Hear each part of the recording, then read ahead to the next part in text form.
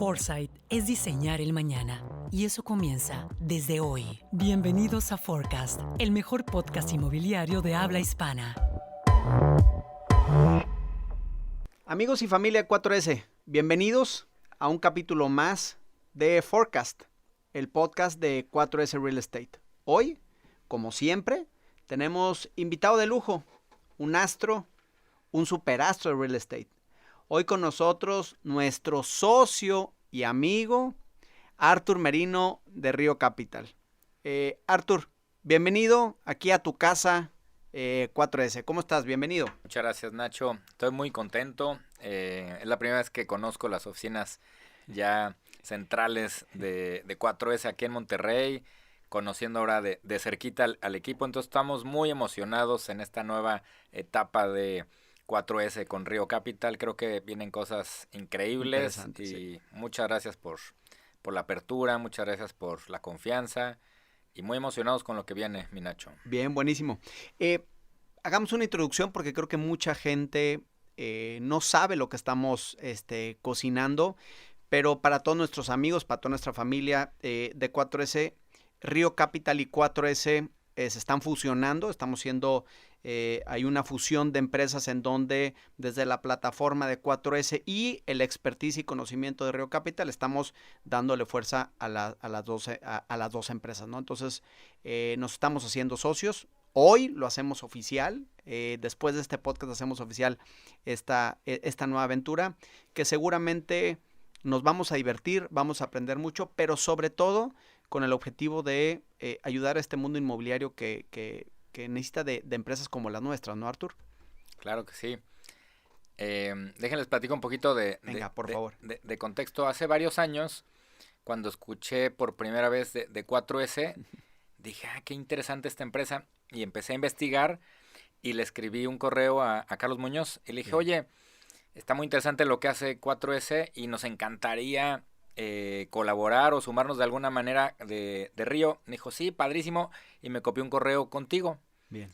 Y ahí hace varios años, ya no recuerdo cuándo, empezamos a colaborar, y siempre 4S en todos los eventos, en todas las iniciativas de real estate, siempre hayan estado, nos han apoyado, ya hemos hecho ya no sé cuántos cursos en bien, conjunto, sí. También tú me has invitado a varias pláticas. La verdad es que ya han sido varios años de colaborar juntos Río y 4S, por lo que hace poco salió una iniciativa, decir, oye, ¿por qué no nos sumamos? Claro, ¿No? ¿Por qué no?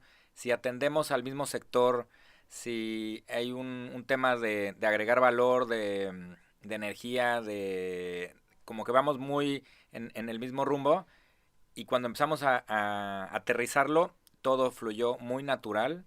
Bien. Y ya, pues esto es una realidad, ya estamos atendiendo clientes, ya estamos con muchos pasos adelantados para todo lo que viene, mi Nacho. Claro, totalmente. Encantado. La verdad es que fue el año pasado cuando empezamos a platicar esta parte. Oye, ¿cómo lo hacemos para hacer más negocios juntos? Y ahí nos planteamos pues vamos a ser uno mismo para poder reconvertir ambas empresas. Encantado. La verdad es que ha sido un proceso bastante fácil para ambas partes porque compartimos objetivos y bueno, les tendremos nuevas noticias próximamente. Haremos una campaña de lanzamiento para que todos estén enterados.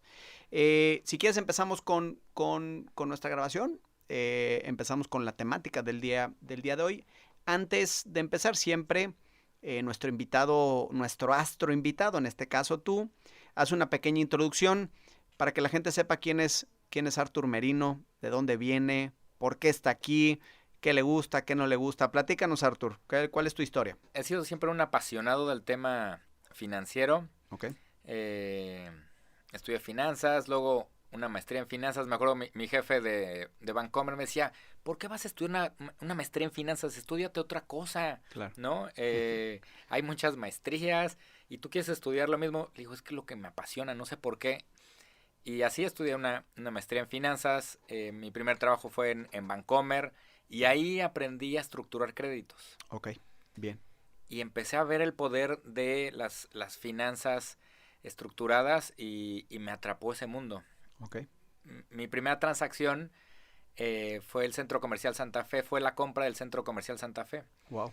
Y ¿Qué año fue eso, Artur? Uy, eso ya tiene como 20 años. Wow. No recuerdo el año, pero el constructor se quedó con una participación muy pequeña. Bien. Y nos pidió $20 millones para hacerse de la mayoría del centro comercial. Ok. Y la garantía fue el mismo centro comercial. Y el repago de ese crédito, adivina de dónde vino. De las rentas. De las rentas del mismo centro comercial. Y yo cuando dije esto, yo quiero aprender esto. Claro. Y gracias a Bancomer y luego Scotiabank aprendí a cómo impulsar proyectos inmobiliarios y a cómo, si estructuras bien una operación con inmuebles de valor, con inmuebles bien armados, se crean cosas espectaculares. Claro. Y de ahí me enfoqué en eso. Varios años aprendí y luego dije, esto lo voy a hacer.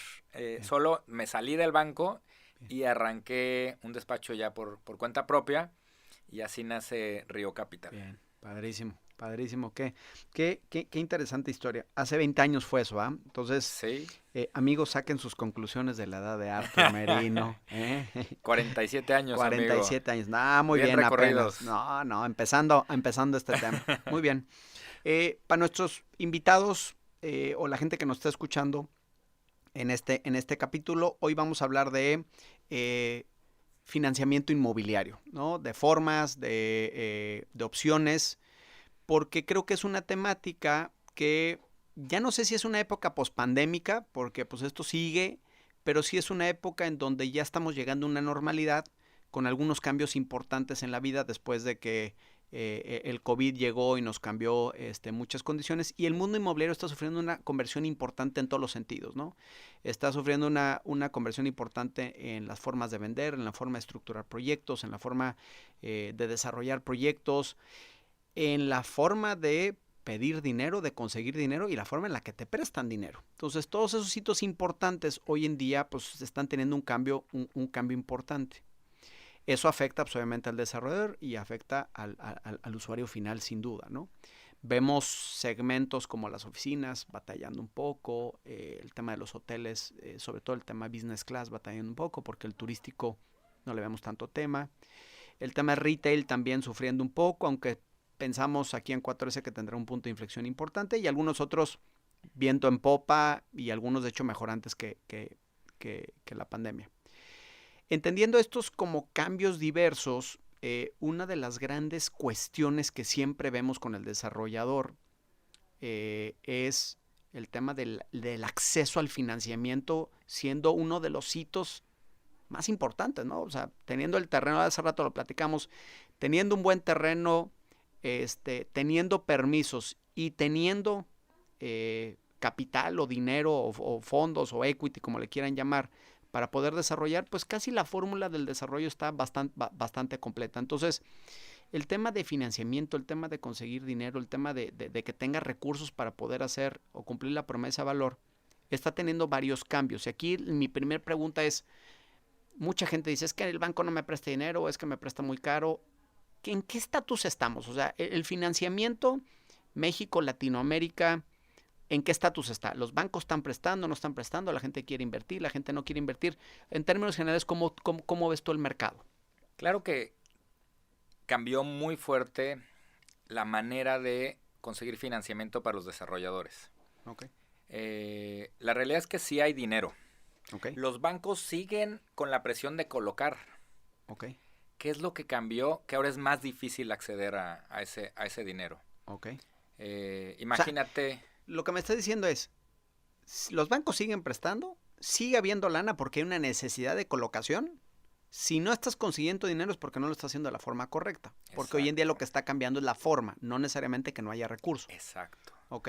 Sí, cuando la gente dice, no, es que la crisis, no hay dinero. Claro que sí hay dinero. Ok. Nos está costando mucho más trabajo obtener ese dinero. Pero claro que los bancos tienen que colocarlo. Y pues en la pandemia muchos, sobre todo los bancos grandes, dejaron de colocarlo. Entonces hay una necesidad de encontrar proyectos exitosos, Nacho. Ok. A ver, Artur, y aquí la pregunta es, ¿qué ha cambiado? O sea, ¿qué es lo que ha cambiado? O sea, el banco es evidente que el no colocar dinero es un riesgo para ellos, ¿no? Porque al final, Total. pues ellos, les cuesta ese dinero y ellos tienen que darle vuelta para cobrar intereses y eso es la utilidad del banco como concepto básico financiero. ¿qué es lo que ha cambiado? O sea, ¿por qué hoy en día están por qué tan complicados o qué ha cambiado? ¿Qué te piden? ¿Es más largo el proceso? ¿Es más requisitoso? ¿Le prestan a menos gente? ¿Qué es lo que está cambiando? Lo que ha cambiado en los bancos es la variable de ventas. Ok. Ventas, ahí está el gran tema. Imagínense que con sus clientes actuales había proyecciones de ventas y en la gran mayoría pues hubo atrasos muy importantes. Entonces, los bancos grandes están enfocados en mantener esos proyectos muy grandes a flote, que no haya problemas muy graves.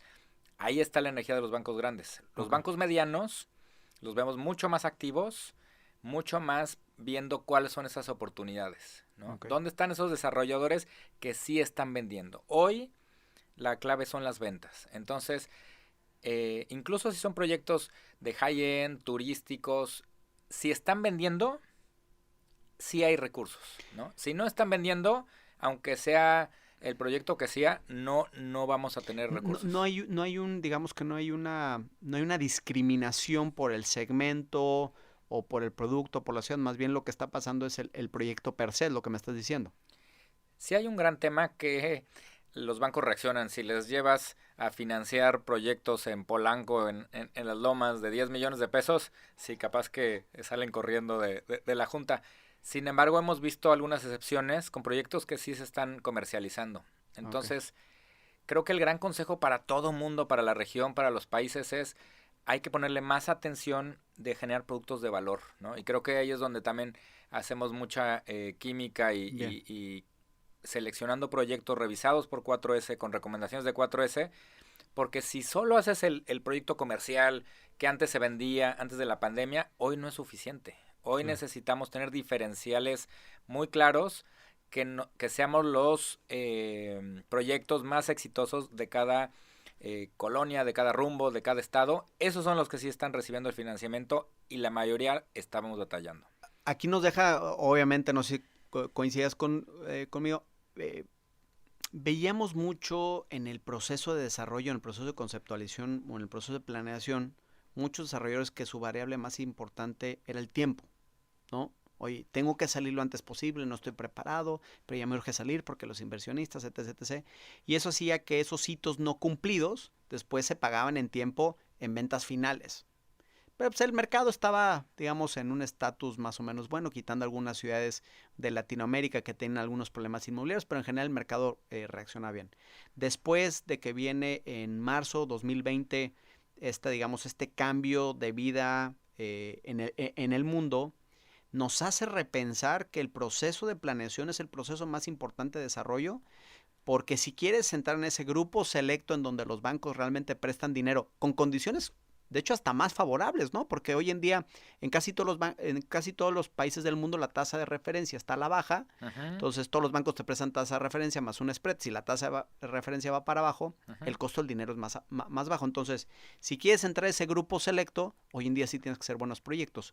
En verdad, y lo hemos platicado muchas veces, es cómo este tema de este cambio estructural en la vida del desarrollador y en el mundo nos ha provocado que el desarrollador hoy en día esté consciente que si no hace un buen proyecto, no nada más no va a vender, no va a haber ni gente que le preste dinero, ¿no? Entonces, si queremos entrar en ese grupo selecto que le prestan dinero hoy en día más barato, pues tenemos que hacer proyectos que estén bien alineados al mercado, que tengan un valor diferencial, que tengan elementos de innovación, que estén justificados por algún mercado y que al final pues sean proyectos exitosos con la variable principal que es la métrica, que es el tema de ventas, ¿no? Más o menos eso pudiéramos concluir, ¿no? Sí, totalmente. Hoy veo mucho más relevante el tema de planeación. Bien. Que en otras épocas. Antes de la pandemia, si tú llevas un proyecto en una zona muy comercial, proyectos de unidades que ya sabían que se iban a vender, no nos pedían ventas, ¿no? Sabíamos que se iba a vender el desarrollo. Wow. Incluso con la licencia, oye, todavía no tengo la licencia, pero sale en un mes, no te preocupes, te autorizo el proyecto y al rato me entregas la licencia. Wow. Así era. Okay. Hasta pudiera sonar como medio informal el proceso con bancos grandes, ¿no? Sí, así era. Así era porque sabíamos que se iba a terminar vendiendo, ¿no? Ciertos segmentos, ciertas zonas, que ya sabíamos que iba una absorción, y hoy parece que ya no nos acordamos de esas épocas y entonces ya no muevo un dedo si no tenemos licencias. Wow. Y 2, oye, necesito que me compruebes ventas. Okay. Oye, pero si ya he vendido y te he entregado, ya sé, pero hoy no voy a mover un dedo, banco, inversionista o fondo de inversión, si no me enseñas un track record real de ventas de este nuevo proyecto. Y nos están pidiendo en algunos proyectos, antes de que entre el financiamiento, Nacho, a veces 20%, que es lo más... ¿Común? No, lo menos restrictivo. Y hay proyectos de alta gama que me piden hasta el 50% de ventas. 50% de ventas, wow. Entonces, en temas de planeación, yo le digo a mis clientes, tenemos que planear más capital, compadre. Okay. Capaz que sí lo vendes, pero si no estás vendiendo como tenemos nuestro plan, necesitamos tener nuestro plan B y el plan B se llama más capital. Okay. Oye, Arturo, ahorita hablando del 20, 30, 40 o hasta el 50%, ¿esos porcentajes están definidos por banco? Porque mucha gente aquí hoy en día está solicitando su crédito puente o crédito para la construcción. ¿El 20, 30, 40 o 50% depende más del tipo de producto o depende del banco? Es muy buena pregunta. Por mercado, si ya traes en un producto comercial un 20%, ya es algo con lo que los bancos en general lo pueden empezar a procesar. Paréntesis, cuando hablamos de un proyecto comercial, no quiere decir un proyecto de retail, que es un proyecto que no. comercialmente hablando se está moviendo muy bien. Correcto, sí, gracias por aclararlo. Para, entre más alto sea el nivel, si nos vamos en residencial plus y premium, se va escalando, ¿no? Entonces imagínate una escalerita que empieza el 20% y llega al más alto que me han pedido es 50%. Entonces sí tiene una correlación de segmentos, Sí. y entre más alta la gama sea del segmento, Sí. más porcentaje de ventas te piden. Sí. Wow. Y si es un proyecto grande, 200, 300 unidades, llegar al 50% está complicado, ¿no? Sí. Más o menos también para que sepamos, los spreads de los bancos, más o menos en qué rangos andan. Y también creo que depende mucho, nosotros que nos ha tocado participar en muchas juntas de consejo, hay varios desarrolladores y amigos que nos han invitado a ser parte del consejo de sus empresas y vemos de repente spreads de 3, 4%, y de repente ves unos que traen abajo del 2%.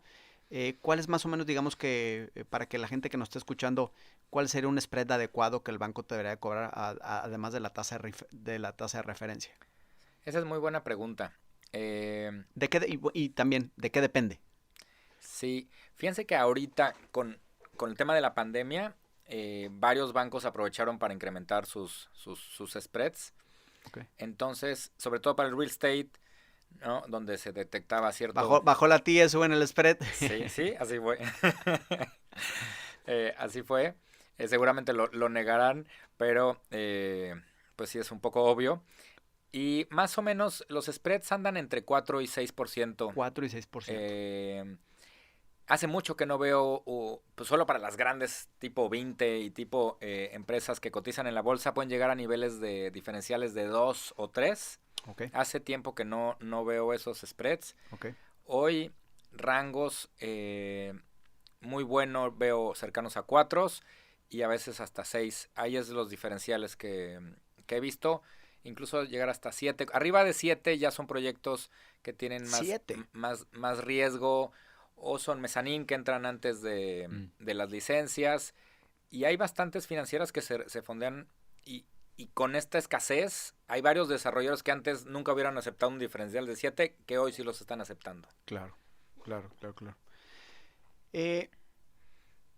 Si tú eres un, digamos, desarrollador que vas empezando, traes tu primer proyecto, digamos un proyecto de escala chico-mediana, ¿qué esperarías? ¿Un 6, un 5, un 4?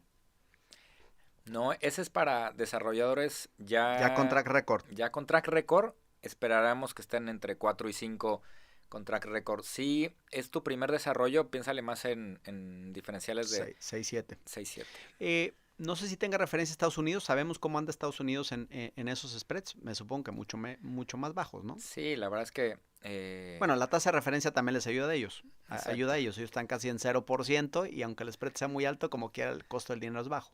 Sí, ese es un gran diferencial. Entonces, la tasa de referencia está pegada a 0. Sí. Los diferenciales son entre 1 y 2. Wow. Entonces, es radical la diferencia. Entonces, en México nos estamos financiando ya all-in en tasas promedio de 10-11%. Bien. Contra los proyectos americanos que están en 2-2,5%. Wow. Es muy fuerte la diferencia. Increíble. ¿Alguna referencia de países de Latinoamérica? Más o menos México y Latinoamérica andan similares, 10, Sí, 12% más sí. o menos. Andan similares. Algunas economías como Chile, muy estables, están un poquito más abajo, pero en general se parece mucho a ¿Chile en qué andará? México. ¿7%? Sí. Más o menos. Sí. Bien, increíble, qué bien, qué bien.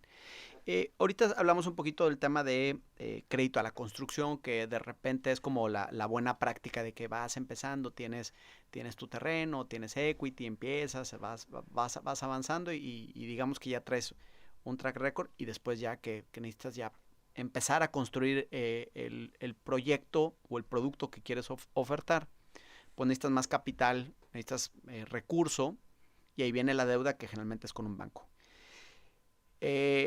Ahí digamos que proyectos, países, segmentos o cosas que no necesariamente tienen esa facilidad de tener acceso a ese crédito o es un poco complicado. ¿Qué otras opciones de financiamiento hay en el mundo inmobiliario? Porque hablamos de los bancos, pero ya hoy en día vemos una versatilidad importante. La gente, sobre todo que va empezando, que trae un poquito menos de track record y ese acceso a los bancos que les da un poquito más de miedo, ¿qué opciones hay hoy en día? O sea, ¿qué podemos hacer para conseguir dinero? Sí, fíjate que es otro de los regalos de la pandemia. Bien. El año pasado, 2020, pues cuando llegó, nosotros traemos muchos proyectos con bancos y se frenaron. Okay. Y la alternativa fue migrar a plataformas de fondeo colectivo conocidas como crowdfunding, Okay. que está siendo más amigable y más líquidas para desarrolladores jóvenes, que traen su primer, su segundo, su tercer proyecto, o que tienen montos más pequeños. Fíjate que si tú llegas a la banca con un crédito de 10 millones de pesos, los metes en problemas. Claro. No tienen cómo digerir un monto para ellos tan pequeño y las plataformas se sienten muy cómodos con... Les cuesta hasta dinero ese monto. Sí. No saben. Si pide un crédito hipotecario, no un crédito puente. Exacto. Los metes en problemas. Hipoteca tu casa y te presto la lana para Sí. que hagas tu proyecto. Sí. Y entonces, fíjate bien interesante, el año pasado empezó a crecer muy fuerte. Ya estaban las plataformas, estaban arrancando, pero me acuerdo que cada mes, después de la pandemia, nos mandaron a encierro, ¿te acuerdas? En marzo, ¿no? Sí. 2020. Pues abril, mayo, junio, cada mes iba siendo un incremento histórico de personas que querían invertir en estas plataformas. No sabemos si era porque no salíamos de casa y no había muchas cosas que hacer y la gente se ponía a invertir, o si están buscando inversiones seguras con garantías hipotecarias.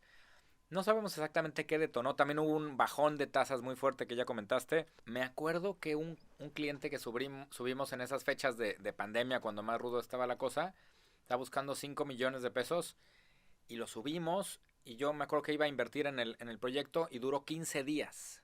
Cuando me inscribí para ver la campaña, ya no estaba. Okay. Duró 15 días. Wow. Y todo el mundo estaba sorprendido y hablaba con los compañeros de las crowdfunderas. Me decía, Arturo, no tenemos suficientes proyectos, ayúdenos por favor, porque hay una ola de incremento de inversión que nunca nos había pasado históricamente. Una pregunta, Arturo, y aquí es como un tema para poder entender cuál es la barrera virtual que vemos en los proyectos para ver qué tipo de financiamiento requieres. ¿A partir de cuántos millones de dólares estarías diciendo, oye, de 0 a tantos millones de dólares te vas a crowdfunding? Porque entendemos que de 0 a cierta barrera es más pegado al crowdfunding, por lo que comentabas ahorita, metes un problema a los bancos. ¿Y a partir de cuántos millones de dólares ya mejor te vas con un banco? Esa es muy buena pregunta, Nacho. Por alguna razón, la ley FinTech autorizó hasta 2 millones de dólares por campaña. Ok. Entonces... O sea, de 0 a 2 millones, vete crowdfunding. De 2 millones, $1, vete con el banco. Sí, han habido algunas excepciones, pero típicamente así se puede ver. Puedes tener tú como desarrollador varios proyectos hasta de 2 millones de dólares. Entonces tienes un proyecto con tope de 2 millones de dólares. Se cataloga por ubicación. Sí, okay. por proyecto. Incluso puedes tener en otra plataforma otros proyectos topados por proyecto hasta 2 millones de dólares. Es lo que funciona. Si ya traes un solo proyecto que excede los $2 millones, es mejor irlo con banco, vamos a tener mejores condiciones, vamos a tener más plazo. Más económico. Más económico, todavía no esperamos que el año que entra cambie esto, pero hoy sí tenemos un límite muy claro en estos $2 millones por proyecto.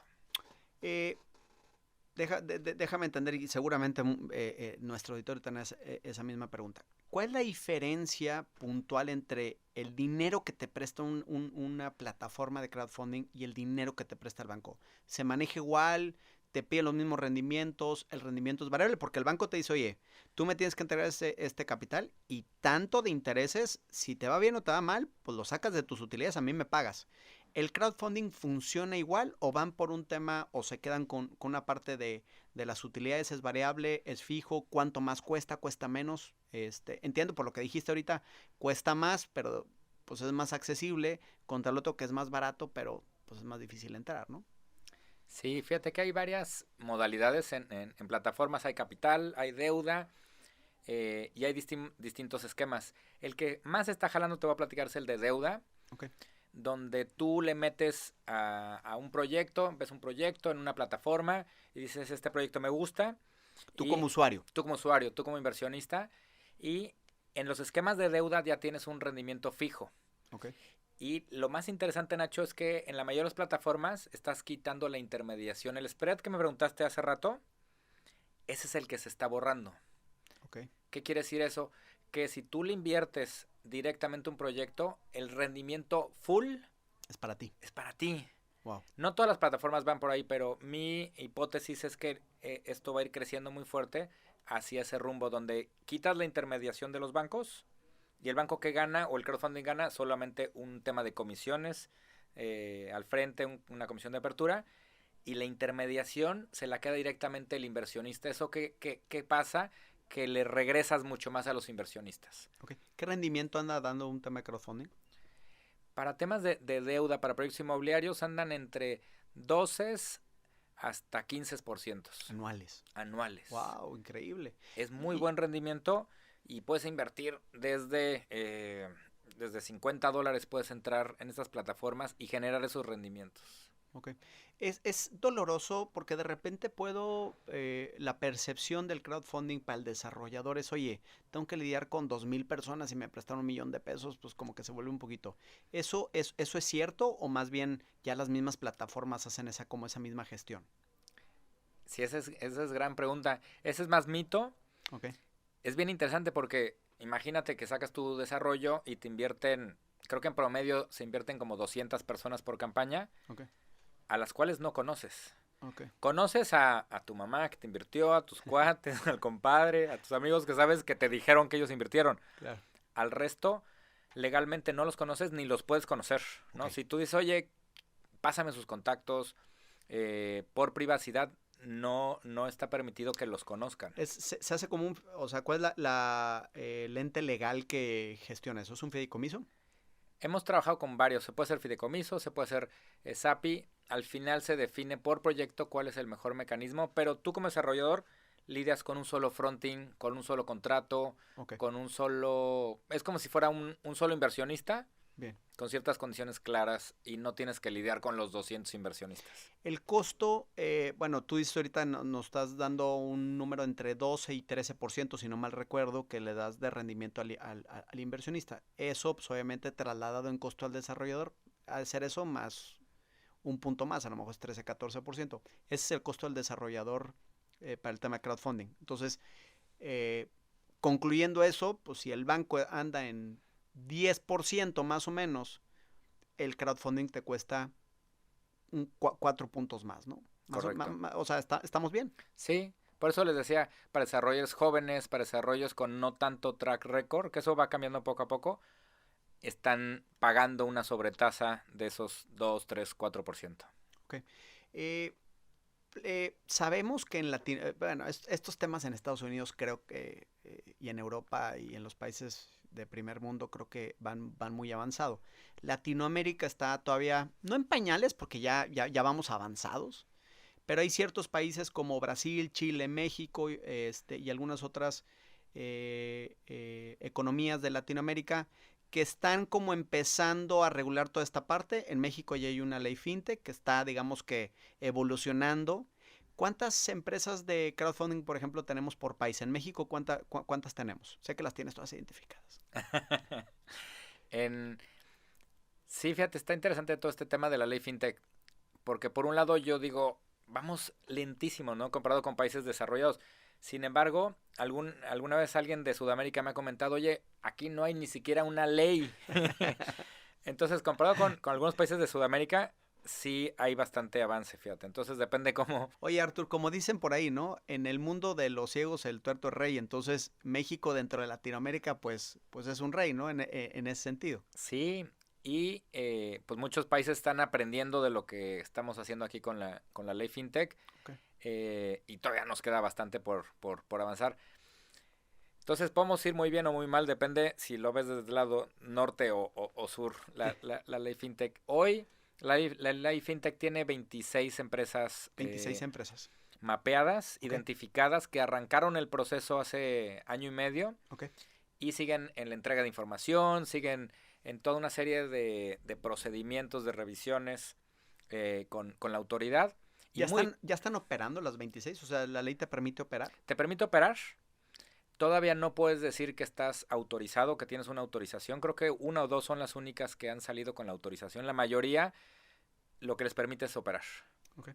Entonces, hay una asociación que se llama la FICO. Te puedes meter a FICO.org y ahí se enlistan estas 26 plataformas y dentro de ellas vienen solamente 5 inmobiliarias. Son muy poquitas, son 5 inmobiliarias.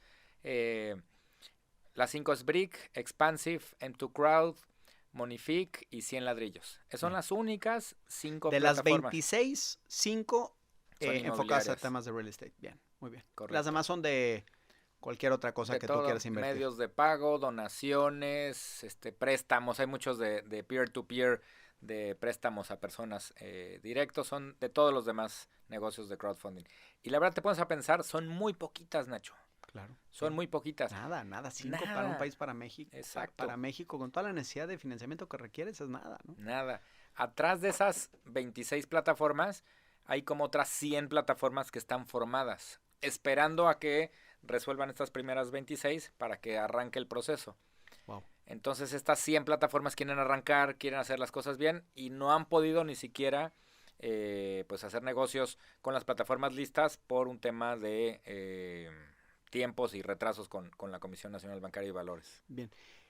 Para todos nuestros amigos de Latinoamérica, ya el crowdfunding ya es una opción. Lo que veíamos es, y lo platicamos varias veces, ¿no? O sea, yo siempre he dicho es que yo confié desde el tema de crowdfunding, nada más que veía que los levantamientos que tenían eran como muy bajos, muy poquitos, y eso en vez de ser una solución, era un problema también. Sí. Porque me estás 25 millones y de crowdfunding te prestaban 1 millón, pues como decías, oye, que no me solucionas absolutamente, me traes un problema. Hoy en día ya con los estándares, o digamos que en los niveles que traes de levantamiento, ya hoy en día ya es una realidad, ¿no? Eso va para atrás, va para adelante, va a crecer. ¿Cuánto empezaron los levantamientos? Veía yo de 500, 600, 1 millón, 1 millón y medio. Ya hoy en día, ¿cuánto es el promedio que anda levantando un proyecto? Si eso está cambiando bien rápido. Yo también me pasó, la primera vez que escuché crowdfunding, no, solo se pueden levantar $200 y te tardas meses. Y dije, no, esto no es... Y no lo tomé en serio. Ahorita, cada año está creciendo estos ritmos al 50%. Al 50%. Al 50% cada año y así creo que va a seguir creciendo. Hoy ya las campañas en promedio están en $1 millón. En Estados Unidos la campaña promedio de real estate es de $7 millones. Okay. Aquí no andamos tan lejos. No andamos tan lejos, ¿eh? No. Qué bien, qué interesante. Y te voy a decir algo más interesante. En Estados Unidos, el crowdfunding agarró tal fuerza que ya superó a los bancos. Ahora el crowdfunding le entrega más recursos al negocio del real estate que los mismos bancos. Y entonces los bancos ahora van con el crowdfunding y te dicen, oye, esta campaña no se llenó, yo te presto para completar esta campaña. Entonces el fronting con los desarrolladores está haciendo las plataformas de crowdfunding y atrás están los bancos completando estas campañas, imagínate. ¿Cuál es la empresa más grande de crowdfunding en el mundo o en Estados Unidos? La más grande en Estados Unidos, estoy seguro, se llama Fundrise. Fundrise. Me imagino que también es la más grande en Estados Unidos. Y está súper interesante. Tú te metes nada más para darte una referencia, te metes en Brick, que es la más grande aquí en México, y ves 3 campañas. Y ya son muchas, ¿no? Tienes 3 campañas y dices, uy, puedo invertir en 3 proyectos diferentes. Te metes en Fundrise y adivina cuántas tienes. No sé, ni idea. 250 opciones en todo el país, desde una casa unifamiliar hasta el mega hotel gigantesco en Las Vegas. Wow. 250 opciones para invertir en una sola plataforma. Ese es los extremos, ¿no? Todo lo que nos falta por recorrer. Qué interesante, o sea, todo este tema de crowdfunding, increíble cómo la pandemia o el COVID-19 empezó a cambiar la perspectiva de lo que veníamos como muy lento, cambiando rápidamente. Y lo que me suena más interesante es que todavía no sabemos o no podemos identificar por qué ha crecido. Seguramente muchas teorías tendremos que resolver después. Ya hablamos un poquito de bancos, ya hablamos digamos, de deuda ligada directamente al tema de bancos, ya hablamos de crowdfunding. Me gustaría saber, amigo Artur, ¿qué otras cosas crees o más bien, qué has visto tú que viene, o sobre todo ahorita que estamos viendo como mucha restricciones por medio del dinero barato que es la deuda? ¿Qué opciones podemos darle a los desarrolladores que están sufriendo un poquito más para conseguir dinero? ¿Qué ves tú? ¿Qué recomendaciones podemos dar? Oye, hay que acercarse al levantamiento de capital con Friends and Family o con fondos institucionales, ¿o ves alguna otra alternativa? ¿Qué opinas de la deuda en dólares o en alguna otra moneda extranjera como el euro, que pues pedir dinero en euros pues se supondría que es súper barato, porque si la tasa de referencia en Estados Unidos tiende a 0, pues en Europa creo que es negativa, y al igual que en Japón. ¿Eso lo ves viable, no lo ves viable, o qué ves tú en el mercado? Fíjate, algo bien interesante, Nacho. Después del crowdfunding, hemos estado también investigando y aprendiendo más de tokenización. Oh, ok. Tokenización es lo que Gran tema. creo que sigue. ¿Qué es tokenización? Es partir un proyecto inmobiliario en pequeños activos digitales y venderlos globalmente, ¿no? Utilizando más blockchain y criptomonedas. Eso creo que es el siguiente nivel de crowdfunding. ¿Cuál es la diferencia entre tokenizar y crowdfunding? Porque hay una plataforma que se llama 100 ladrillos, que es una especie de tokenización, ¿no? Agarran un pedazo del proyecto inmobiliario y lo dividen en 100 ladrillos y cada quien compra un ladrillo. Oye, cada ladrillo cuesta 3,000 pesos y tú compras un pedacito dentro de un fideicomiso de este desarrollo. Entonces, de cierta manera es una tokenización. En español vamos a decir, 100 ladrillos tiene un porcentaje del inmueble y al final tú tienes un porcentaje de ese porcentaje del inmueble. De acuerdo, exactamente. Esa es la misma mentalidad. Pero ahí sí tienes un título de propiedad. Ahí sí tienes un título de propiedad, o sea, el porcentaje que tiene 100 ladrillos es un título de propiedad y tú eres socio de un instrumento legal que es dueño de ese pedazo de 100 ladrillos. Exactamente. Okay, exactamente. Bien. Ahora, la tokenización, ¿qué tiene diferente? Exactamente, ese es el gran tema delicado, es la posesión, ¿no? Si tienes un bien legal tradicional que es o fideicomiso, tienes una acción dentro de una SAPI, eso es lo que hay ahorita. El paso que algunos países ya van muy adelantados es cómo demuestras la posesión de un proyecto inmobiliario a través de un activo digital. Voy a hacer 2 paréntesis. El primero, ¿qué países están adelantados? ¿En Latinoamérica ves a alguien que esté adelante de Brasil, México, Chile? No. Todos los 3 están al mismo nivel de súper atrasados. Igual en pañales, sí. ¿Estados Unidos cómo va? Estados Unidos, Inglaterra, China, Japón, España están muy adelantados. España, wow. Increíble. Sí, España le ha dado con mucho avance a la parte de PropTech. De PropTech, muy interesante. Y ese es ahí estamos aprendiendo. Y ese es el siguiente paso, Nacho. Imagínate que tú puedas hacerte de proyectos en cualquier parte del mundo sin tener que cambiar tus pesos o tus dólares o tus euros. ¿Por qué? Porque te haces de moneda a través de criptomonedas, donde puedes adquirir tokens de distintos inmuebles en el mundo. Entonces ya no tienen restricciones de monedas, fiscales, de casas de cambio. ¿Por qué? Porque títulos de propiedad, temas de notarios, todo eso. Todo eso es los temas que remueve la tokenización. Y, o sea, lo que entiendo, y vamos a ver porque quiero que no quede duda en ese sentido, lo que nos falta es poder asegurar que la tokenización sea dueño del inmueble de una forma legal y tú simplemente eres dueño de una parte de ese token grandototo, de esa criptomoneda que se divide en muchas partes y puedes tener sin tener que tener un título para ir al notario y pagar impuestos, ¿no? Más o menos. ¿Funciona así? Sí, funciona así. De hecho, estamos trabajando en Río con una empresa que se llama MountX, que ya lo lograron, pero la solución es muy cara. Entonces, tienes una propiedad de un inmueble aquí en México, lo tienes en un fideicomiso, y arriba del fideicomiso hay una empresa americana, un LLP, que es dueña del fideicomiso mexicano, y esa puede vender sus acciones bajo la ley y vender tokens. Todo ese proceso legal en Estados Unidos, en México, es carísimo. Okay. Entonces no hace la economía todavía para lo que hemos logrado en crowdfunding.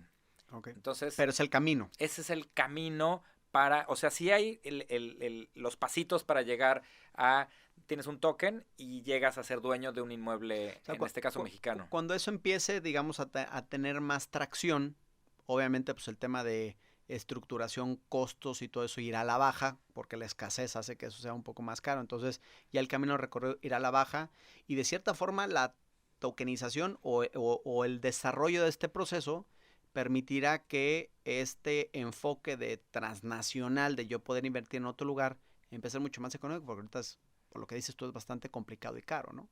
Sí. Entonces, ahorita todavía no es una realidad. Eso es cierto, ¿no? Hoy todavía no es una realidad. Pero hacia allá vamos. Hacia allá vamos. Hoy las barreras legales, fiscales, transaccionales hacen tan complicada la transacción que hoy no hemos resuelto. Y ahí hay una gran área de oportunidad que estamos investigando en prueba y error hasta que encontremos un camino que haga sentido para las economías, que pronto esperemos tenerles buenas noticias. Hay un tema que a lo mejor el tema cuando hablas de tokenización, ¿va directamente ligado al tema de criptomonedas o son dos cosas diferentes? Muy buena pregunta, Nacho. Son dos temas totalmente distintos. Okay. Y luego los revolvemos. Okay. ¿No? La criptomoneda es otro tipo de intercambio de valor y pues hay toda una discusión que luego nos podemos aventar de que en algunos países eventualmente sustituirá a las monedas de curso legal. Y gracias a la existencia de criptomonedas podemos llegar a la tokenización, pero son dos temas bien distintos. La tokenización es dividir una propiedad en títulos digitales que tú puedes pagar. Exacto. Y la criptomoneda es una moneda digital. Correcto. Bien, no estamos tan perdidos. Muy bien. Adicional al tema de tokenización, ¿qué más ves en el mercado para poder ir concluyendo o qué le podemos decir a nuestro auditorio que nos está escuchando?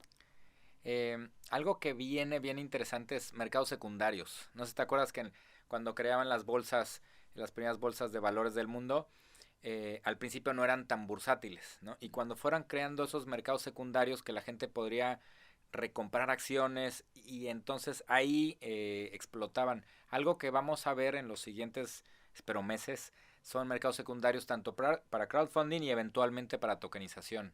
Entonces, alguna inversión que tú entraste así en ladrillos y no entraste en la primera etapa, pero más adelante sí tienes dinero, y entonces crean mercados secundarios para que la gente no entre como en la primera ronda, no como en las rondas de preventas, entras en una segunda, una tercera ronda.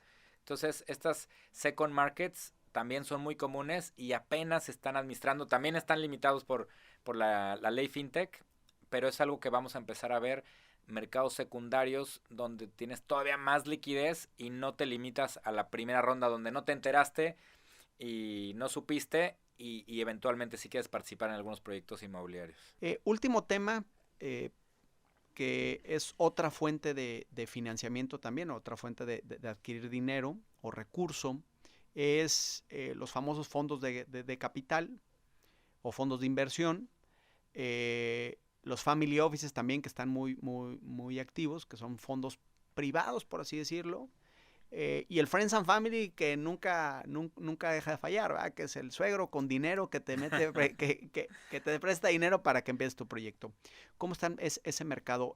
Ahí mi percepción, y corrígeme si estoy mal, es que creo el que más se ha retraído por las experiencias que han tenido, anda un poquito más retraído. También creo que no ha ayudado la perspectiva ni económica ni política que en general vivimos en Latinoamérica, ¿no? Porque ahorita como que no es muy buen momento para Latinoamérica, donde la izquierda está como tomando mucho poder y la izquierda siempre pone nervioso a estos family offices y estos fondos. ¿Cómo ves ese mercado? ¿Anda activo o se anda comportando igual que los bancos? En general está muy, muy retraído. Están siendo, si de por sí son cautelosos, claro, ahora están siendo 1000 veces más cautelosos porque saben que la mayor parte de los real estate están con retos comerciales. Okay. Sin embargo, ahora fíjate, hay una tendencia bien padre de los fondos de inversión nacionales e internacionales a invertir en proyectos de carácter sustentable. Okay. Hay toda una línea que se llama ESG, que es Environmental, Social y Governance, que quiere decir, están descubriendo estos fondos de real estate que se invierten en proyectos con carácter de sustentabilidad, preocupados por la sociedad donde participan, y governance es como un tema de transparencia, es que sean transparentes con gobierno, con sus inversionistas. Gobierno corporativo. Con gobierno corporativo. Ese tipo de desarrolladores están probando una tesis bien interesante, Nacho, de resiliencia. ¿Qué quiere decir? Que con todo y pandemia, ¿no? Con todo y gobiernos de izquierda, con todo y los retos que hemos vivido, sobre todo el año pasado, siguieron vendiendo. Claro. Y hay ciertas desarrolladoras que usando estos enfoques, tú conoces a varias, lograron mantener, no salieron ilesas porque seguro también se les bajaron las ventas, pero mantuvieron unos niveles muy cercanos a sus proyecciones de 2020, estas desarrolladoras. Claro. Ahí es donde se están detonando las inversiones. De hecho, el ejemplo claro es un invitado, amigo invitado aquí también de nuestro Forecast, Sergio Leal de Vinte, nos platicó la historia, el caso puntual de un fondo, no recuerdo si mencionó... Danés. El fondo danés, tienes toda razón, y también ellos se apalancan de fondos americanos, creo que en Nueva York, no recuerdo bien, en donde le pedían mucho ese enfoque, y Vinte es un ejemplo claro de, no importa en qué segmento estés, puedes hacer bien las cosas y teniendo este enfoque sustentable y haciendo las cosas bien, o sea, cuidas el mundo y cuidas a tus inversionistas, creo que las cosas están jalando. Qué interesante, ¿no? Vinte es un ejemplo bien interesante cómo durante la pandemia siguió jalando, siguió vendiendo gracias a este tema de sustentabilidad y gracias a su enfoque de cuidar a sus clientes, de cuidar a los vecinos, de cuidar a sus empleados. Y gracias a eso, en plena pandemia recibió inversiones institucionales. Increíble. Hay un fondo danés que se llama Danish Sustainable Fund, que le metió $20 millones en febrero de este año. En medio de lo peor... Del relajo. Del relajo, Vinte estaba levantando capital extranjero. Y entonces era muy irónico, ¿no? Todas las noticias de todos los retos que tú y yo sabemos. Bien. Y Vinte estaba recibiendo inyecciones de fondos internacionales. Esa es lo que diría. Y poco a poco este tema de sustentabilidad, mi Nacho, va a ir bajando a todos los niveles de bancos, de family offices. Hace tanto sentido que lo que veo poco a poco, y ahora en el evento de Miami, que esperamos estar por allá, también la mayor parte de los fondos van con esa bandera. Estamos buscando proyectos de real estate con enfoques sustentables, y Vinte es un gran ejemplo de esta trayectoria. Un saludo fuerte y fraternal a nuestro amigo Sergio Leal, porque es un ejemplo interesante. Muy bien, pues bueno, creo que con eso hemos tocado todos los temas. Mi estimado amigo y socio Arthur, ¿qué podemos concluir del tema que platicamos hoy? El tema de financiamiento, el tema de acceso a capital, acceso a deuda, ¿qué podemos concluir? ¿Qué le podemos decir al público que nos está escuchando en este capítulo?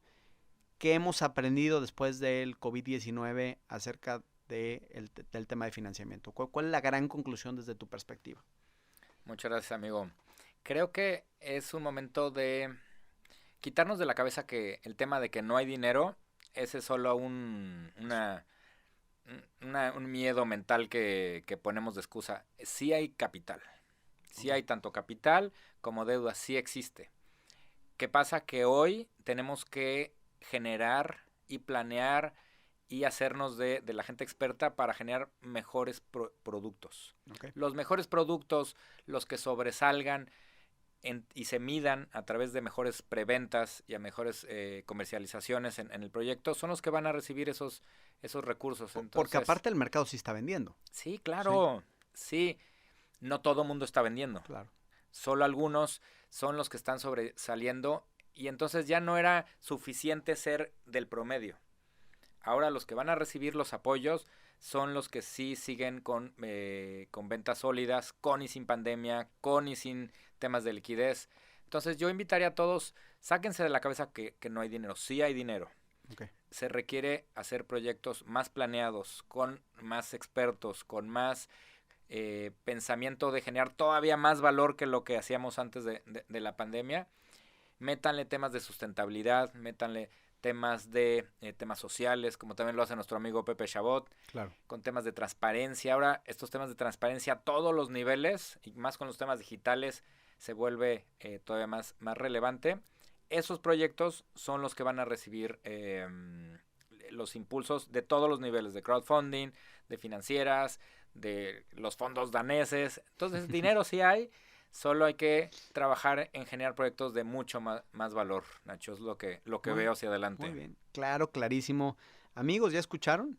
Hay que hacer la tarea, hay que planear mejor, porque ese proceso de planeación siempre lo habíamos como demeritado en una industria súper importante. Entonces, ya como nos dijo Arturo, sí hay dinero barato, hay bastante dinero, sigue habiendo dinero, necesitan colocarlo. Hoy hay que aprovecharlo más que nunca porque hoy en día está económico, ¿no? Las tasas están bajando, pero hay que hacer bien la tarea porque solo algunos les está prestando. Entonces pónganse a hacer la chamba, hagan sus proyectos adecuadamente, generen valor, analícenlos bien, entiendan su mercado, planéenlos perfectamente bien para que el banco vea seriedad o cualquier institución o ente que les vaya a dar o prestar dinero vea una seriedad y en ese caso tendrán los recursos para poder llevar su proyecto a cabo. Y con esto, público, amigos y familia 4S, le damos las gracias a nuestro amigo y socio Artur Merino por acompañarnos, una plática súper interesante y bueno, ya saben lo que tenemos que hacer para poder conseguir dinero barato. Artur, amigo, socio, gracias por estar aquí, te agradezco infinitamente el que nos hayas acompañado. Muchas gracias, amigo, saludos a todos, feliz de haber platicado contigo y de seguir aprendiendo y seguir creciendo juntos. Buenísimo. Amigos y familia de 4S Real Estate, nos vemos en el próximo capítulo de Forecast, el podcast de 4S Real Estate. Muchas gracias. El futuro no es aleatorio. Comienza a crearlo y diséñalo a tu forma. Esto fue Forecast.